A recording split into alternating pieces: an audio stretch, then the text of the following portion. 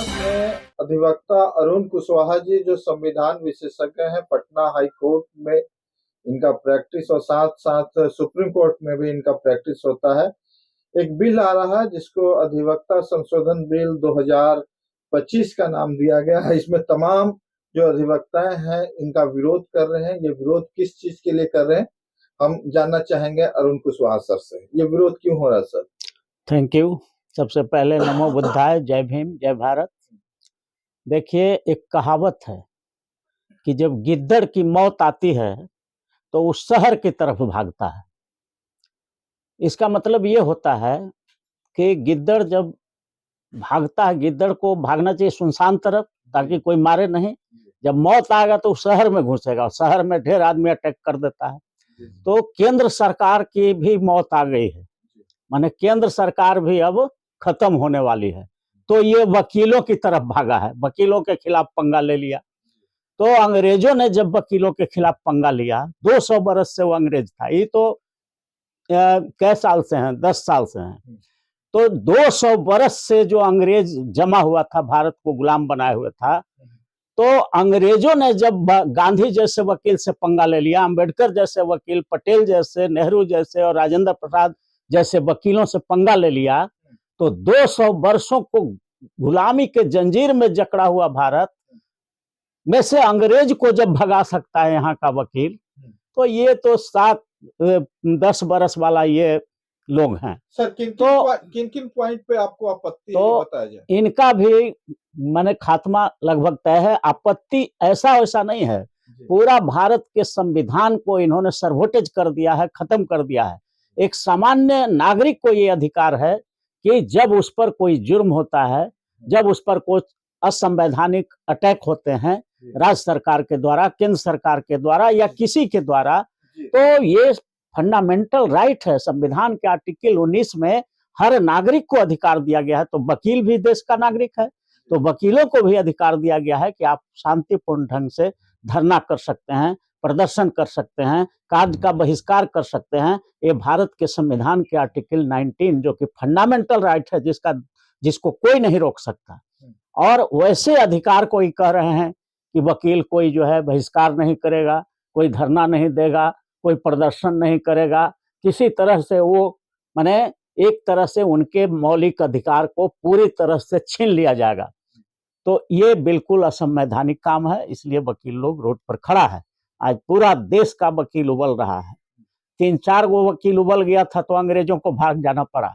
मुशर्रफ जो हमारा पड़ोसी देश है, वहाँ का राष्ट्रपति था, तानाशाह राष्ट्रपति था, उसके खिलाफ भी वकीलों ने और जजों ने बगावत किया तो उसका वर्दी उतर गया था। और अब नरेंद्र मोदी पंगा ले लिया है, तो हमको लगता है कि हम लोग अधिवक्ता समाज 3 आदमी को तैयार करेंगे, चंद्रबाबू नायडू, नीतीश कुमार और चिराग पासवान। ये तीनों मिल करके इनका पालकी पटक देगा। अभी इसका पालकी धो रहा है, जिस दिन ये लोग पालकी को पटक देंगे तो इसी सत्र में सरकार गिर जा सकती है। तो इसलिए पहला जो इन्होंने गलत काम किया है, वकीलों के मौलिक अधिकार को छीन लिया है। दूसरा काम ये गलत कर रहे हैं कि जिस तरह से ईस्ट इंडिया कंपनी भारत में व्यापार करने के लिए आई थी, उसी तरह से ये विदेशी वकीलों को भारत में कंपनी बना के, फर्म बना करके और कह रहे हैं कि वो भी आके यहाँ ये करेगा, फर्म चलाएगा। और इस तरह से नरेंद्र मोदी ने आमंत्रित किया है विदेशी वकीलों को कि आप आकर के यहाँ पर अपना बिजनेस करिए, वकालत करिए और कंपनी चलाइए। तो जिस तरह से ईस्ट इंडिया कंपनी व्यापार करने आया, भारत को गुलाम बना लिया था, ठीक उसी प्रकार नरेंद्र मोदी का ये चाल हो सकता है कि विदेशी फर्म को, वकीलों को बुला करके और भारत को फिर से गुलाम बना दो।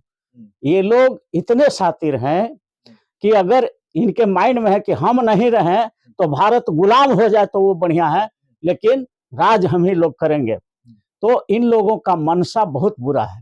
इसलिए दूसरा गलत काम इन्होंने जबरदस्त गलत किया है कि विदेशी वकीलों को यहाँ पर बुला करके और कहा है कि फर्म बना के, कंपनी बना करके आप यहाँ पर वकालत करिए। और बहुत सारे इसमें ऐसे एक्ट हैं, पूरा पावर जो ऑटोनोमस बॉडी है, बार काउंसिल ऑफ इंडिया और राज्यों का बार काउंसिल, जो वकीलों की स्वायत्त संस्था है, सारा चीज अपना ये खुद मैनेज करता है। तो अब ये सब पावर सरकार ले रही है अपने हाथ में कि हम मैनेज करेंगे। फिर जजों के हाथ में डाल रहा है, बार काउंसिल ऑफ इंडिया का पावर सीज करके, स्टेट बार काउंसिल का पावर सीज करके केंद्र सरकार अपने हाथ में ले रही है, फिर जो है बचा खुचा जज के हाथ में दे रही है। तो वकील खुद जो है अपना ऑटोनोमस बॉडी है ये बीसीआई या आपका राज्यों का बार काउंसिल, तो इसके अधिकार को आप छीन करके क्यों ले रहे हैं? आप एक पैसा किसी वकील को न सरकार देती है न कोई जज देता है, तो फिर इस पर कंट्रोल क्यों करेगा? अरे तुमको कंट्रोल करना है तो जिसको सैलरी देते हो न्यायाधीशों पर कंट्रोल करो। वो कॉलेजियम क्यों चला रहा है?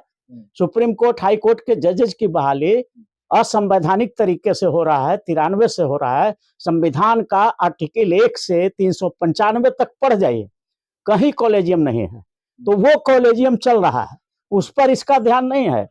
तो ये वकीलों से पंगा ले लिया और अब जो है नरेंद्र मोदी की सरकार का जाना तय है, क्योंकि इन्होंने वकील जैसे लोग के मौलिक अधिकार का हनन किया है और देश के संविधान का आर्टिकल 19 में दिए गए वकीलों के अधिकार और जनता के अधिकार को छीनने का काम किया है। इसलिए अब ज्यादा दिन ये टिकने वाले नहीं हैं और इसीलिए मैंने कहा, शुरू में ही कहा कि जब गिद्दड़ की मौत होती है तो शहर की तरफ भागता है, उसी तरह से एनडीए सरकार की अब अंत आ गया है, तो वकीलों से इन्होंने पंगा ले लिया, अब इनका जाना तय है। सर अपना अरुण कुशवाहा, संविधान विशेषज्ञ, advocate, Patna high court and supreme court of India, राष्ट्रीय अध्यक्ष, संपूर्ण आरक्षण क्रांति। मोबाइल नंबर है 9431002499। Thank you very much.